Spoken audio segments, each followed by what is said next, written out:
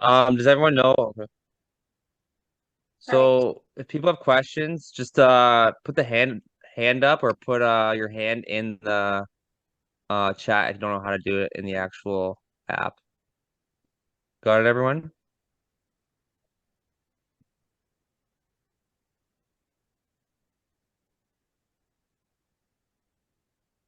So quiet. How is there this many realtors in one Zoom room and it's quiet?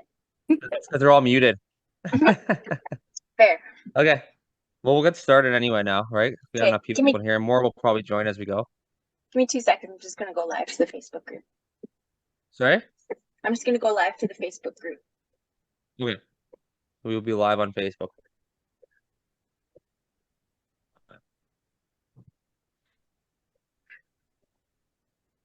With Tom Story. Go live.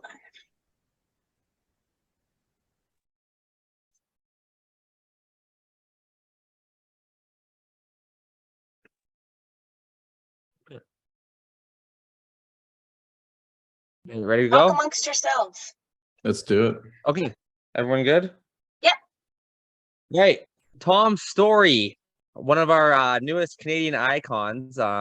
He's been on the news around here. He's part of BAM, top 1% in Canada, and he's crushing YouTube. Tom, tell us a little bit about how you got started in real estate. Well, first of all, I appreciate being here. I feel like I'm not funny enough to be on this call with all you guys, but I'll try my best. Yeah, so I sell in Toronto. I've been doing, this is the only real job I've ever had. I started at 22, got my real estate license, failed miserably for 2 years, and then started figuring it out and built over time. Now I run a team of 5. I'm primarily just do the listings, educate the buyers. Probably sell about 125 properties this year. That's what we're on track for. And have gone really, really hard into the video side of things, different from what you guys do. Like, again, I don't think I'm funny enough to make that content, but I make like dry, boring stats videos that no one cares about until they care about them. And then they watch the whole thing and then reach out to me. And the online side of thing has turned into like probably 25% of our business now. Yeah. Yeah, well, you know what? When you're doing 125 videos a year, you could probably teach us a thing. You don't need to be funny. Or 125 deals a year. It's not just in me case anymore, you right? don't- It's the team. But yeah, just to be clear. Yeah, but in case you don't realize that in like the GTA in Toronto, like 125 deals is like a ton. Like that's massive, right? Like the average agent does like 4 in our area a year or something like that, right? I have to check the stats, but I think it's something like 4. Yeah, I think it's around that. Yeah. Okay, awesome, man. So you're 20, you started when you're 22. How old are you now? 31. 31. Okay, so almost 10 years. How did you start building your team? Like what was the first process you did to build your team? Yeah, so didn't do it the right way. Hired a team member first before hiring an assistant. So I would have changed that going back. Everyone on my team was kind of organic. It's actually kind of interesting because when I get this question, I like wish I had a better answer. But the truth is that making the videos, whether it was YouTube or Instagram or whatever, I thought I was making these videos so that buyers and sellers would see them and reach out. But then very quickly, I was like, oh, real estate agents are watching them, especially on Instagram. So every single team member other than Cam, who I knew from university, reached out to me because of the content I was making. And they said, like, are you expanding your team? So it's all kind of been organic. Now we've got 4 buyers agents. I do all the listings, a full-time administrator, and then a part-time kind of summer intern right now doing all of our marketing stuff. So what you think you're going to get out of doing something, whether it's social media, direct mail farming, calling your database, whatever, this was kind of a surprise. So the team's kind of growing, and now it's at a point, and I fully recognize too, I'm an idiot for not jumping on these downline things 2 years ago, because now we're turning people away every single week because I don't want to expand because I can't deal with it right now. So that's people are begging to be on your team right now. Well, and also I think because the market changed, it's more just like, hey, you know, are you hiring because we're not doing anything? I was actually going to ask to join your team. I guess I won't now.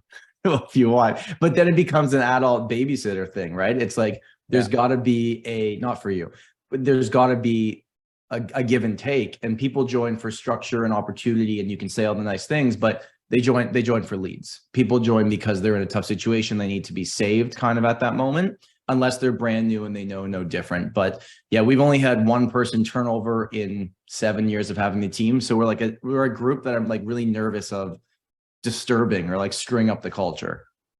You've only lost one person in 7 years. Yeah. That's insane. I've been on teams where like we lose 3 people a week. Yeah, no, we just always, you know what the mindset was like, you know, like UFC fighters or boxing, they say like, who's the best pound for pound boxer? Like if you took them to any weight range, that's kind of what I've tried to build. Not the biggest or smallest or whatever, but like we could take on anybody because we're efficient, like a small, like well-oiled machine. Yeah, that's awesome. And you just kind of did that starting small, kind of built your way up. Basically, Is having a small team making that easier, by the way? Sorry to cut you off there. yeah, right now I feel like it's the perfect size. And because also, even though I only work with sellers and I've done that the past 4 years, giving up buyers was terrifying when I first did it. But then I went all in on listings, and now, you know, we list a lot of properties because I just wake up every morning thinking, how can I find a seller today? I still will do the calls with the buyers, but then, you know, because the question you get a lot is, you know, if they know you and they've reached out because they watch your stuff, how do you give them to the team? And it's pretty easy. It's basically just like, you know, I appreciate, you know, you reaching out to me, and I want to let you know how we run things here. So because the market moves so quickly here, I never want you to miss out on an opportunity. I have 3 people on my team whose full-time jobs are to show properties. And I wanted to talk to you first today to see who you'd connect with best. I'm not going to randomly assign you. I want it to be based on personality. I'm always available when it comes time to making offers or strategy. That's what I do, but I'm just not going to be the one opening the doors anymore. And they're always like, okay, no worries. And I'd say maybe 1 out of 5 times I am called in for strategy, but 80% of the time they like my team member better, and I hear about it in the team meeting that they bought a place. So you don't go on all the listing appointments, you can just send them? Well, I still do listing appointments. I love presenting listing appointments. That's like, I could do that all day long. So where like majority of your guys' leads coming from then for your team? Like if everyone's joining you for leads, like where are you getting all these leads? So it's basically split up into 4 different categories. There's repeat, which is pretty straightforward. There's referral, but I think real estate agents mix these things together and they say repeat and referral. All my business is repeat and referral, but they don't break it down. A lot of agents have a lot of repeat business, but not a lot of referral business, which means your clients liked you, but there's something missing in your messaging, right? Why are you not getting the referrals from the people that liked you? And that could be for, you know, you have to break it down for each person. So repeat referral, which is a database plan where we have a program in place that we've learned this from Richard Robbins. It's called the LRS, the Lifetime Referral System. It is a 30 to 36 touch point system every single year for our clients. That includes the videos, the micro events. You know, we send them stuff on their birthdays, home anniversaries, old school stay in touch stuff. That gets us about a 20% return on our database. So we'll do 60 to 70 transactions a year just from that. So that's still the core of everything. If I could only choose one, it's the boring old school, stay in touch with your people, have a plan, be top of mind.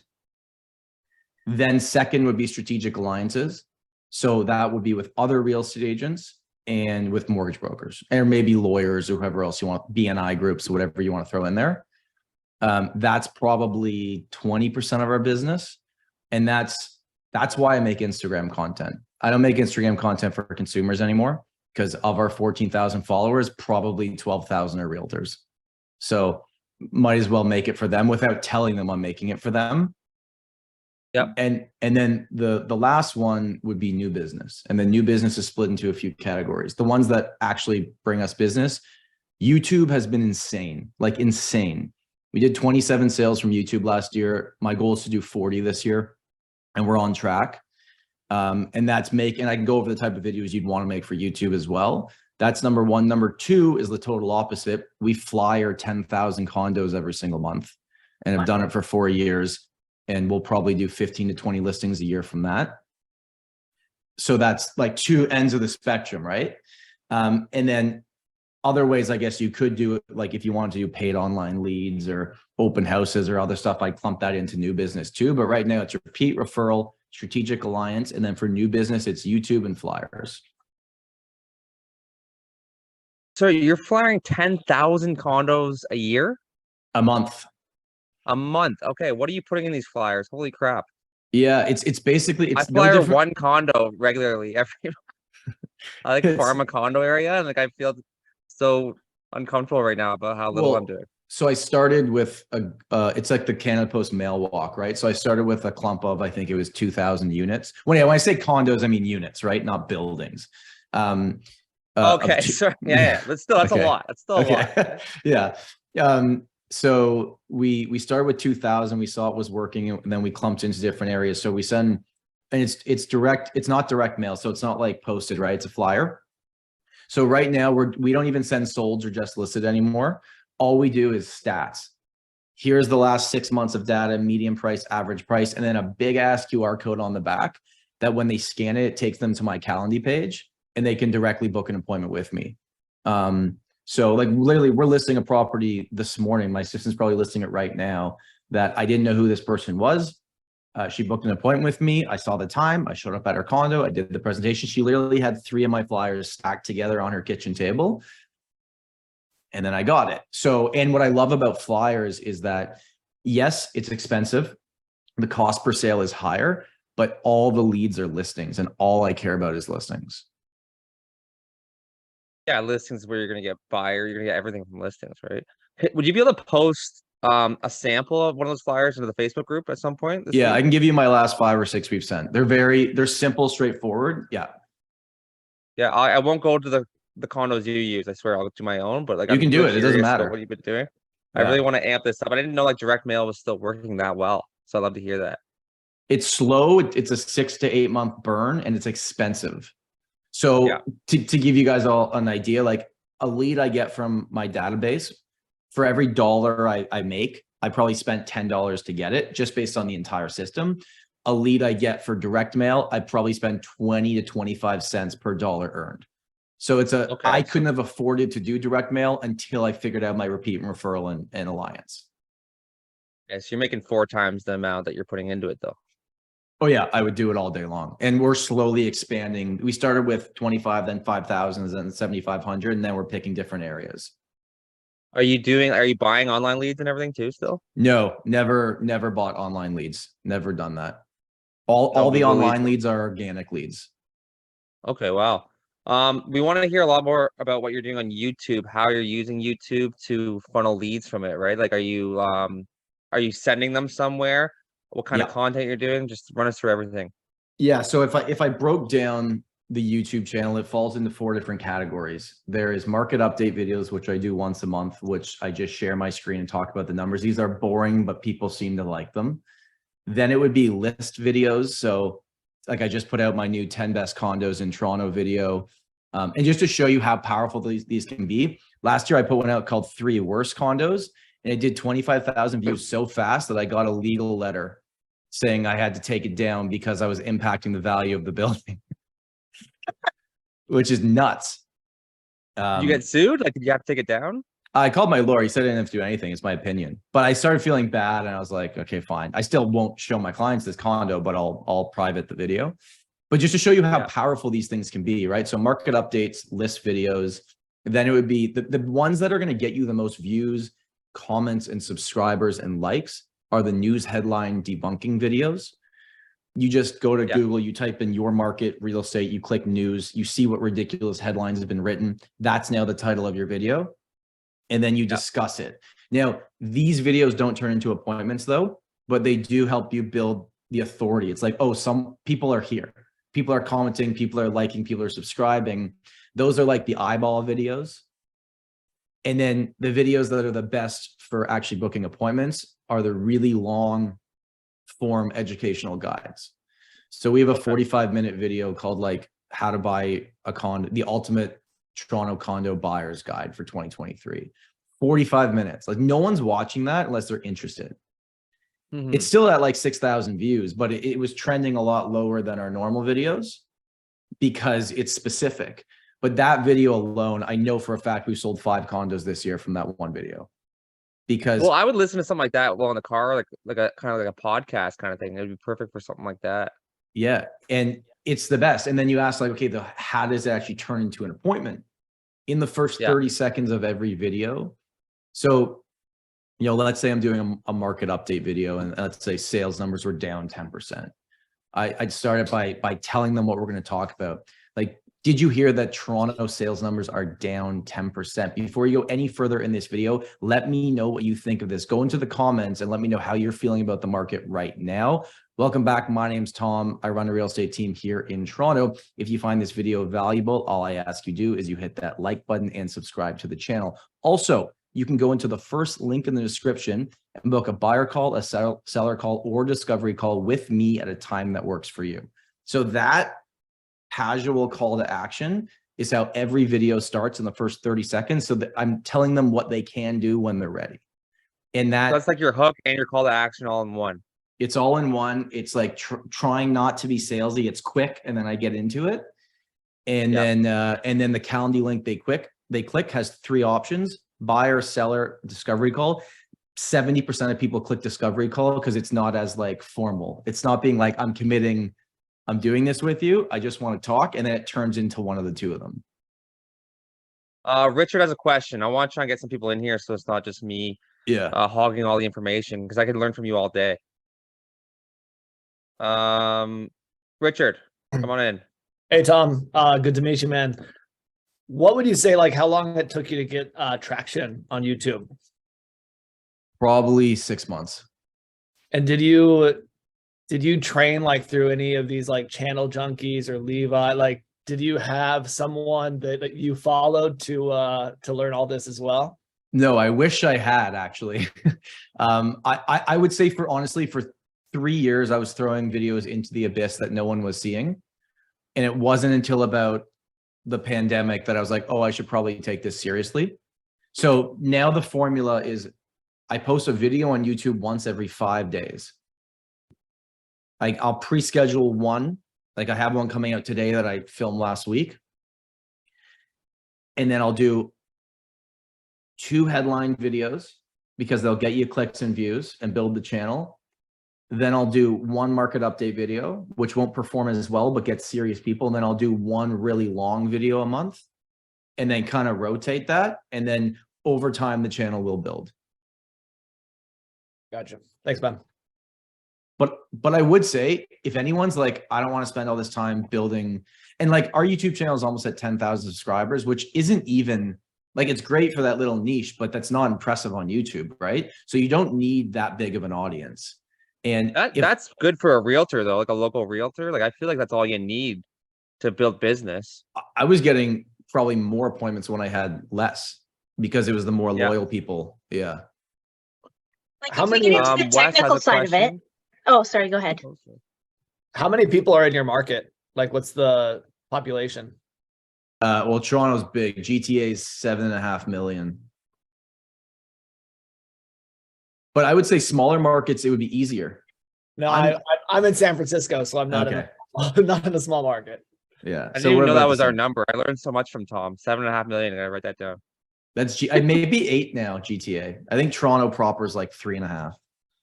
How many realtors do we have? 80,000. What? I was reading some stat the other day that there's 96,000 in Ontario. So Toronto's got 80 of the 96. Toronto Real Estate Board has 80, but it's not Toronto, right? It's like all the surrounding. It's bigger than just Toronto. Yeah, I know there's lots of us in London that have Trev memberships too. Yeah, so that counts, right? Yeah. Yeah. Okay. Wes has a question. Did you want to jump in?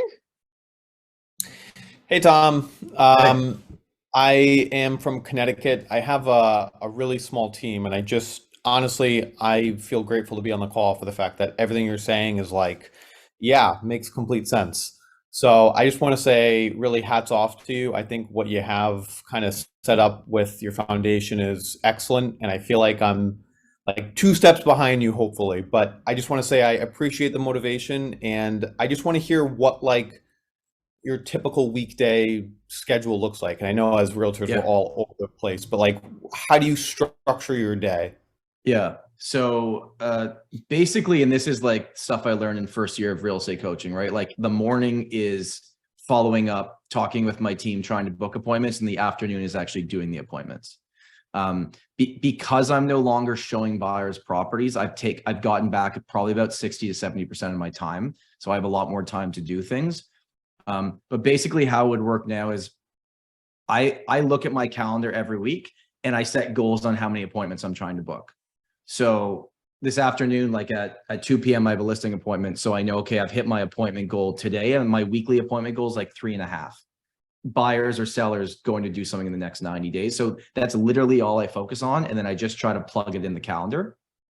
I don't go on many appointments anymore on weekends ever really, but most of it's done between Monday and Thursday. I try to jam everything in. And then for the new opportunity, the stuff coming from online or direct mail or whatever, because they're all booking it through Calendly, they can't book after 5 p.m. and they can't book on a Sunday. So even though I say book at a time that works for you, it's really book at a time that works for you that already worked for me. So then you have more control of your life. And then really it's like, I wake up, how am I going to find a listing today? Do I have listings in the pipeline? Who do I need to call? That's all I care about. And then talk to my team. How are they doing with the buyers? And then create content. Those are the 3 things I focus on.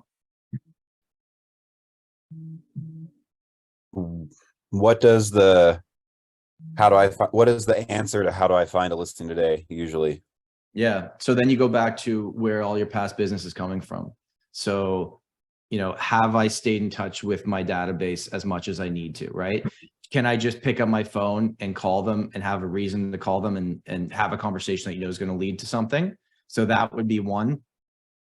Then for me, it's like, okay, the videos that I'm doing, going back to old leads that had reached out that hadn't done anything, reaching out to them with a direct question. Are you still looking to sell in 2023? Like very straightforward stuff.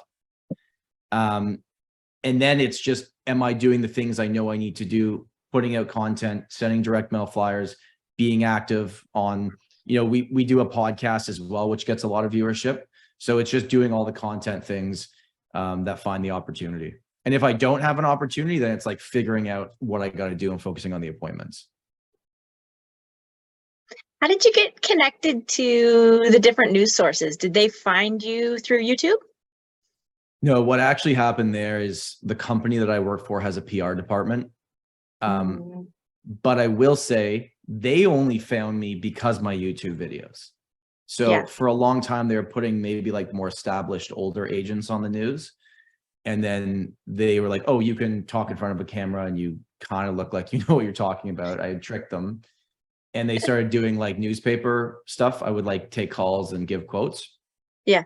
And then January 1st, 2018, when the stress test came into place in Ontario, or I guess Canada, New Year's Day, CP24 was like, can you come in studio and do the news? I was probably like the 6th person they called because the rest of people were hungover on New Year's Day.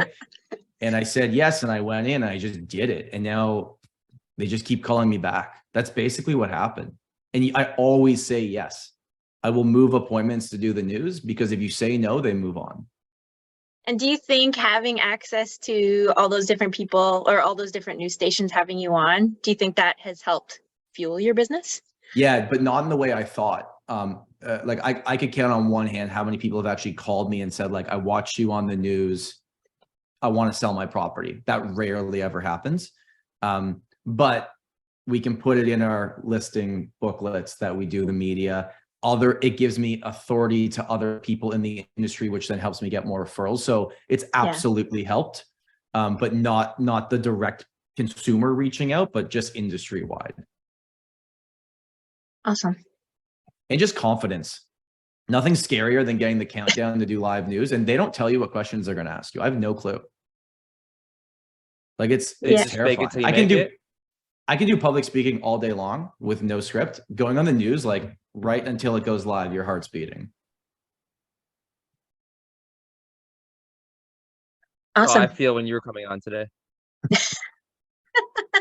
Actually, last night, Sean at like 11 o'clock was like, Kristen, I'm really nervous about tomorrow. Well, you're doing great, Sean. Thanks, buddy. You do a lot of green screen stuff on Instagram too, and you're getting all over BAM. You work for BAM now. I don't know how that works, but how did you kind of get started with that? And what's been your traction with that? Yeah, so it's just so much easier to put up that type of content. It's so quick. It's to the point. More people see it. Again, that's more authority building view content. That's not appointment setting content. but it does get people to know who you are. In terms of the BAM stuff, so I'm a creator with them, which basically means once or twice a week, I'll do something that you'll see on their platform. Again, everything is just how you know someone. So I know Matt Leonetti pretty well. We were on the same like speaker circuit. We talked at a lot of the same events. And then I think they were like, couldn't find a guest one week for their podcast. So I did Over Ask and it did really well. Got introduced to Eric and then we kind of stayed in touch. And Eric every week is like, if you don't do a green screen video for me, you're done. So I'm just kidding.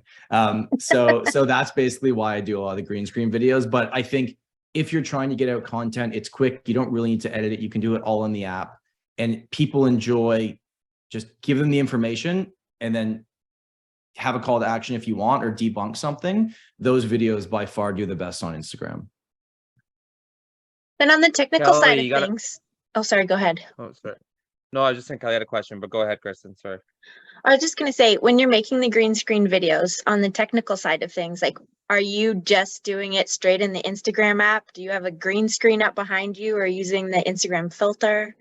I'm just using the Instagram filter that puts the green screen behind you. What I found though is a lot of people like take a screenshot and put it as the media behind them, but I find it goes too far to the sides. So what I'll do is I'll go in Canva and I have a template where I put in my background. So there's indents on the side so you can actually still see it when you're watching it.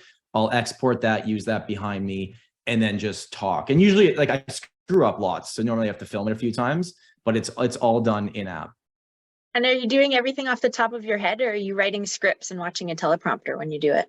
Yeah, so I've never used a script for anything, but I will say even with YouTube videos, sometimes I'll take a sticky note and put 3 bullet points and stick it underneath my camera just to like see. And the trick is with long form content, if I'm recording a YouTube video, if I screw up, you do not stop filming ever.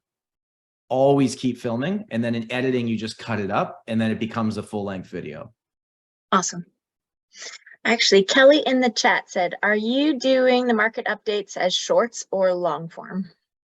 Long form. Mostly long form. Yeah. Awesome. I don't know if she's back in here. Oh, yeah, she is. Okay. Sean, you're muted. Oh, I'm muted. Kelly, you're muted. Come on in. I'm back. Sorry, I had a call coming in. I accidentally disconnected the Zoom call. No, I was asking about if you did them as long form or short term.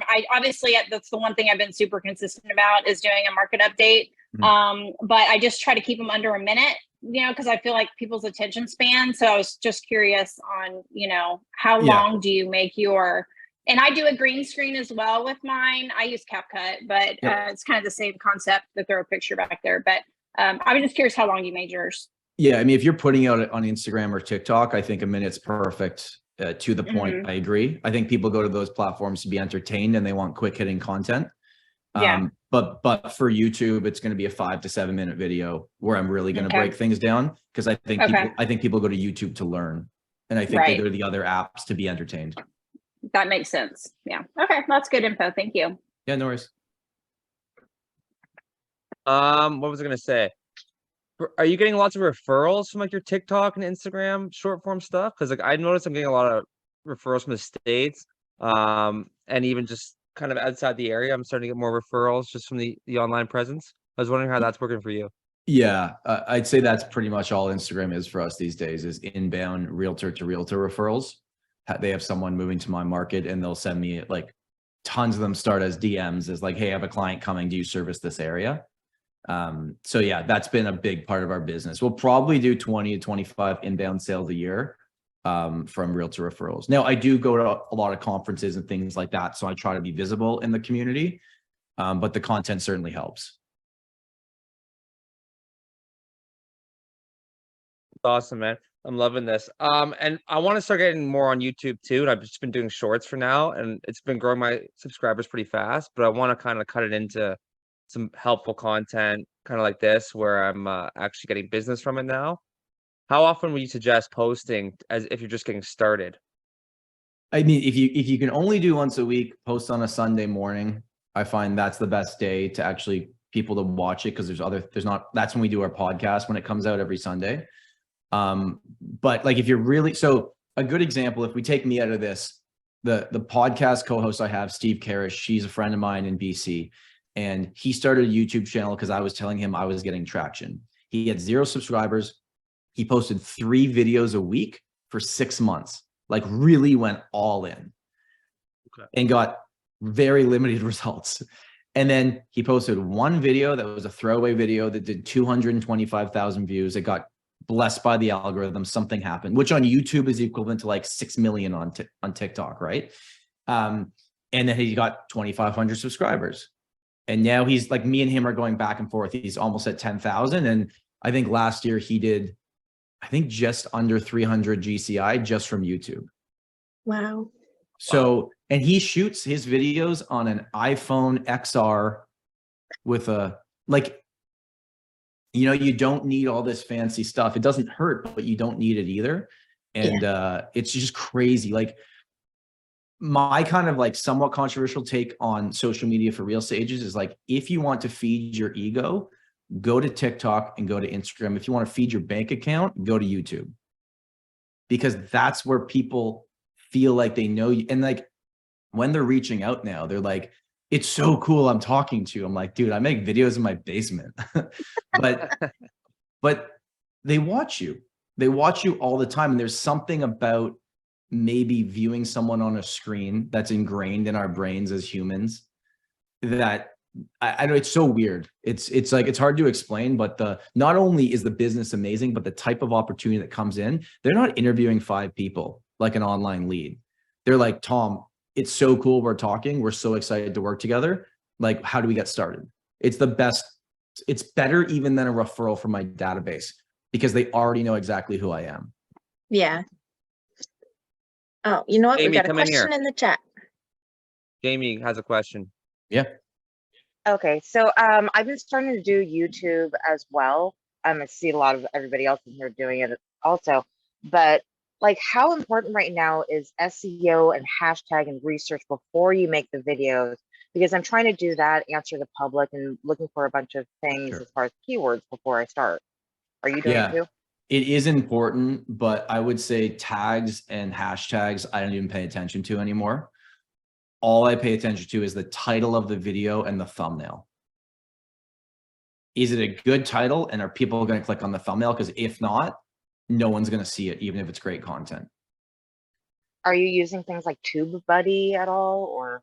I used to. I went down that rabbit hole and I got so involved that I was like, it was messing up with my stuff, that now I'm just like, I'm going to make the content I think other people are going to care about. And then what happens, like my biggest videos ever, when I use a news headline that is direct word for word, what happens is Google picks it up and I'm the second video under the news headline, and then my external views take off, and that's how the channel grows really fast. But again, those videos don't get appointments, but they get people to show up. And then if you're using like Answer the Public or those type of sites, I think those videos are awesome, but if you only post those videos, they won't get enough traction that anyone will see them. You got to play the game and do the news headline debunking, then those videos, then another news headline, then those videos, so that people start showing up. Perfect. Thank you. No worries. One other question, Tom. Do you have somebody on staff that does all of your editing for you, or are you doing all of that stuff yourself still?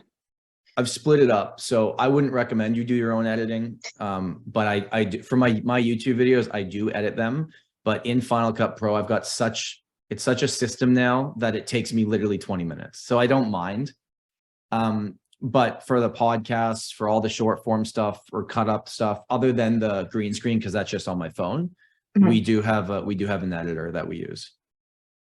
Awesome.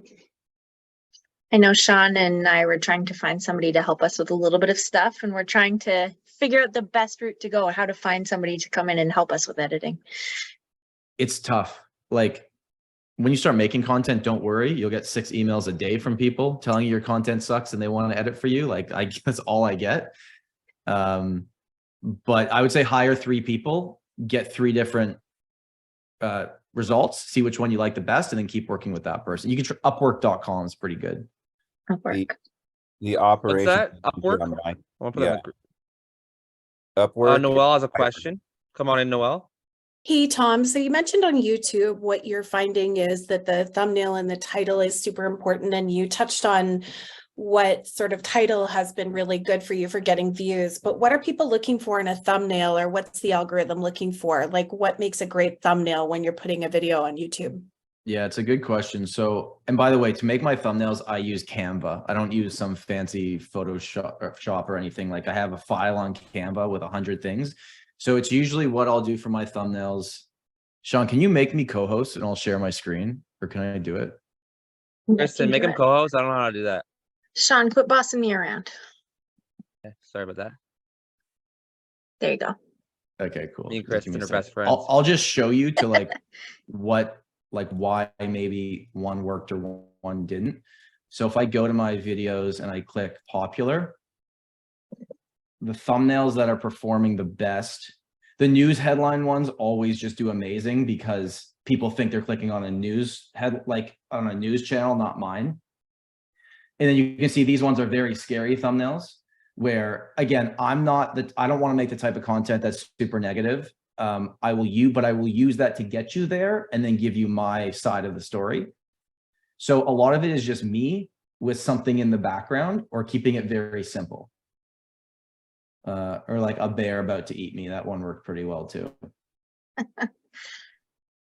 So you in the headline, like basically I take a screenshot of my video, go into Canva, click one button, it takes the background away.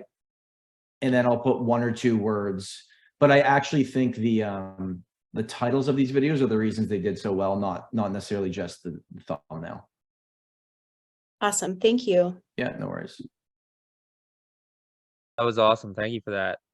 Johnny was saying he uses Fiverr. Do you use Fiverr at all for thumbnails? That's who I use for a lot of my thumbnails. But I know you're at kind of a bigger scale than me. Yeah, I haven't used Fiverr, but I know if you can find someone good on Fiverr, it's pretty much the same as Upwork. So the thumbnail is that important on YouTube. That's good to know because I know on Instagram and stuff, I don't really focus too much on my thumbnails unless I have a funny video. I'll make a funny thumbnail. But you're saying on YouTube, it's huge. Yeah, if someone doesn't click on it, it doesn't matter. Like, for instance, we put out a podcast episode yesterday on YouTube that's in the last 24 hours has done 4,000 views. And the conversation was interesting, but I didn't think, and so I was like, what happened with that one? The title of it was the Canadian real estate market is going off the rails or something. I don't know. My co-host comes up with the titles, but if we had made that title, because we interviewed a guy from Halifax, if we had made that like, Halifax real estate market is on the whatever, it probably would have done less than half the views. But I have to get you there. 4,000 views on YouTube is huge because it's probably like good views that you want. It's not like TikTok, we get 1 million views and you don't know if they're in China or in India or wherever they're coming from, right? Like you're getting legit views on YouTube. And that's an hour. We put out an hour podcast every week, and our average watch time is like 22 minutes or something. So like the average person watches us talking about. Like I had someone reach out this morning saying, I listened to every podcast episode. Do you sell in Markham, Ontario? I want to sell my house. I was like, I'm sorry, I don't, but here's a guy. And he was just like, okay, whatever you say, I'll talk to this guy. I'll list with him. So it's crazy. Yeah. If someone listens to you for that long, they feel like they know you. When do they reach out to you from YouTube? There's no like DM option on YouTube. They just call you? No, it's Calendar usually. It's always. Oh, yeah, you said that. Sorry. Yeah, even in the podcast, we have call to actions for how they can reach out to us. So make sure they have something very visible where they can reach out to you. Make it simple for them. If it's not simple, they won't do it. Okay. Yeah, like if think of it, like if I'm watching your video and I'm like, hey, I like this guy, I'd like to reach out, and I try to go to your website, but then I have to like email you directly, or it's just like another barrier. They can click a button, click a time, put in their number, and it's confirmed, and they're going to talk to me. So it just takes away, it makes it easier. I like that idea. And one last thing we'll cover, unless anyone has any questions. I don't want to keep you here all day. I know you have a listing appointment today, probably several. The podcast, what's the podcast called? Hold on for this, okay? It's really going to blow you away when I tell you the name of it. It's called The Tom Storey Show.